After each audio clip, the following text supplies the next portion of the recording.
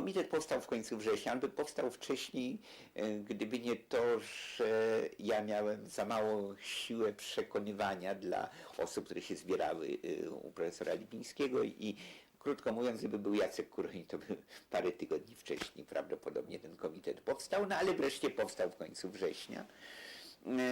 I zaczęła się bardzo żmudna praca, polegająca głównie na tym, że mieliśmy dwie zasady. Nie ma procesów w Polsce o wydarzenia czerwcowe, gdzie nie ma naszych obserwatorów. A druga zasada, nie ma człowieka aresztowanego, którego rodzina by nie otrzymywała pomocy. Nasza ambicją również było jeszcze coś więcej, żeby nie było człowieka w Polsce wyrzuconego z pracy, który nie dostaje zapomogi.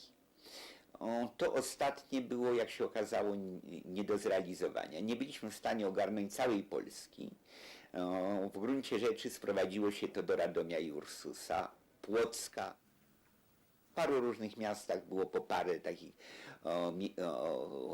parę takich osób, do których dotarliśmy, ale ten trzeci postulat został zrealizowany w małym stopniu. No i jak już mówiłem, pomoc prawna i pomoc lekarska.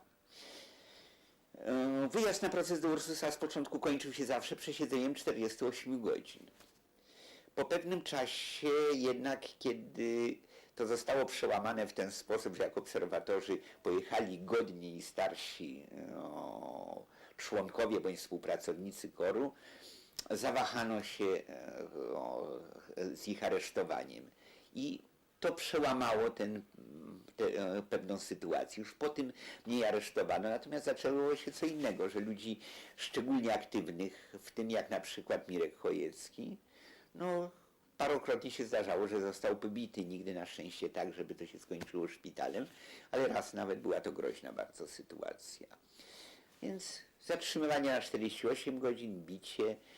Wszyscy zaczęliśmy mieć co parę dni rewizje domowe, które też były połączone z zatrzymywaniem na 48 godzin. Nie tyczyło to najstarszych członków i współpracowników KOR-u. No i nieustanne telefony z pogróżkami. Pogróżkami przeważnie bardzo chamskimi i trochę nastawionymi na to, żeby się orientować, kto reaguje bardziej nerwowo, kto mniej nerwowo. Kto reagował mniej nerwowo, ten po pewnym czasie miał spokój. Natomiast na przykład nasza koleżanka z KOR-u, Halina Mikołajska, która okazało się, że bardzo nerwowo reaguje, to właściwie można w pewnym momencie cały ogień się na nich skoncentrował. Chciało ją załamać psychicznie. I właściwie była bliska nawet tego, trzeba powiedzieć. Do najgorszych jakichś rzeczy nie doszło, żeby właśnie do takiego załamania, które powoduje to, że człowiek popełnia samobójstwo, czy musi iść do zakładu dla nerwowo chorych, ale niemniej jednak ona miała szczególnie ciężkie życie.